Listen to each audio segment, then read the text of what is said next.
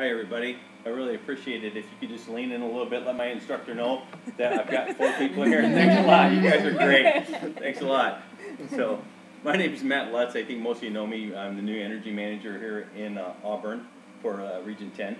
And I'm going to talk a little bit about energy conservation. Now, most of this stuff is real basic, and you probably already know it, Allison, so don't pick on me. Right? So, energy conservation really begins at home. Most of us do it at home. We turn off lights and we shut thermostats down, and we get on significant others to put a sweater on or turn the thermostat down. Make sure you close the door when you go outside, or as my wife says, why do you have the garage light on all day? Like, well, I was out there. I always got some excuse. But when we come to work, we don't necessarily expect our employer to do the same thing. As we find out in property management, when I was a property manager, you walk through a building and these people have a heater, and you know that right there underneath their desk, and you know at home they don't have a heater sitting there right in their living room. They turn their thermostat down and they put a sweater on. So, but at work we expect a little bit different comfort level. One of the complaints that I was getting from a property manager yesterday is in the courts, everybody has a personal fan or a personal heater that they want to use. So, but at home they're not doing the same thing. How is energy measured? That's one of the first things that to understand how we're going to save energy is understand how energy is measured. Energy is measured by kilowatt. That's my blank screen. I put that in there to confuse me. How energy is measured. And energy is measured by kilowatt hour. A watt is a unit of power, and a kilowatt hour is a kilo, meaning 1,000 is 1,000 watts.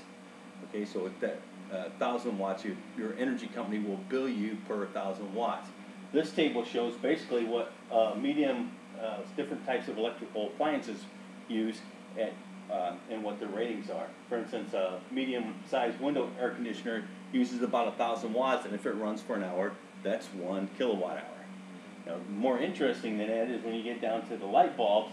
If you have just a regular incandescent light bulb, like where you grew up on, and a 100-watt bulb, like in my garage that I leave on all the time, and it runs for an average amount of 730 hours per month, that's 73 kilowatt hours. A CFL or a compact fluorescent bulb giving you about the same amount of light at 25 watts, 730 hours, only burning up 18 kilowatt hours.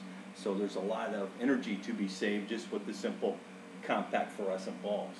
So that's just basically showing this. Or what I like is the small electric heater, 1,500 watts or 1.5 kilowatts for 8 hours, 12 kilowatt hours. So if everybody in our building had it, say there's 100 people in there, that's 1,800 kilowatt hours.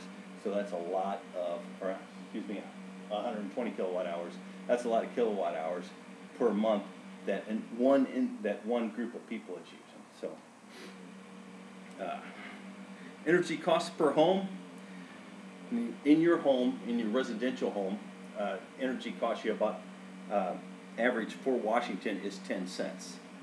So you can write down that. I said, the PSE or Puget Sound Energy, the cost is about 8.3 cents per kilowatt hours up to 600 kilowatt hours. After 600 kilowatt hours, it jumps up to 12 cents. So they really hammer you after 600. So the average in Washington is about 600 kilowatt hours. So anything above that, they're going to charge you extra for.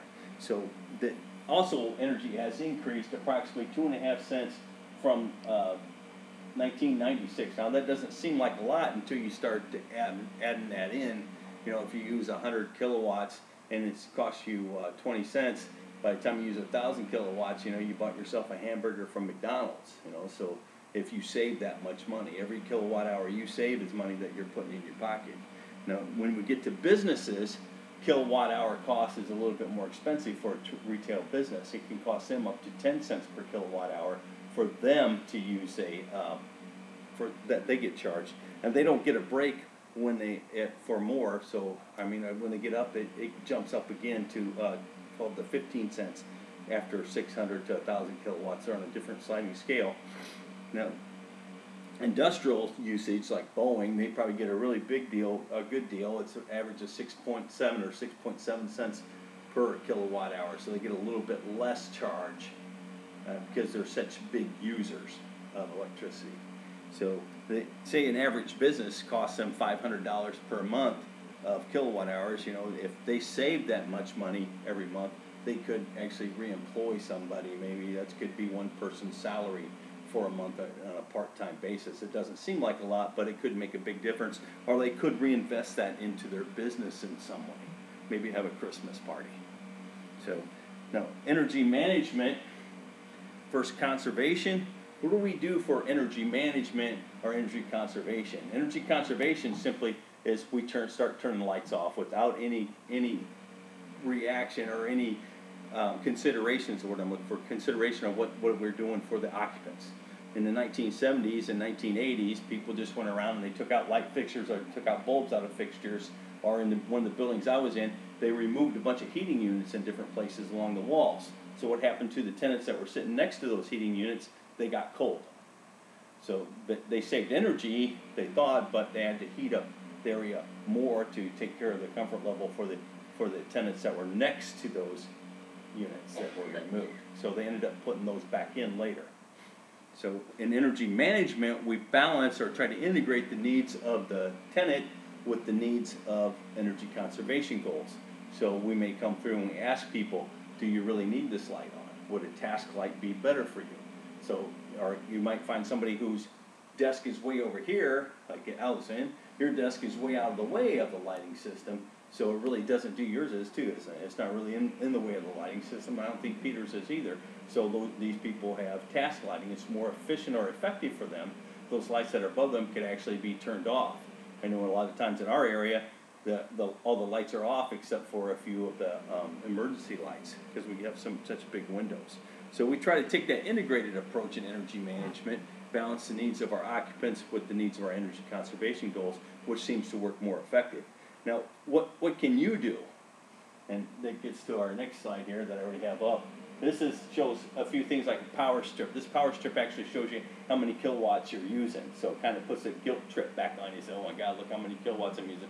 Do I really need this thing plugged in? Do I really need my speakers from my computer plugged in all the time, or my label maker plugged in? Maybe that's something. Sorry, I'm like, I put it in there. I stole hers.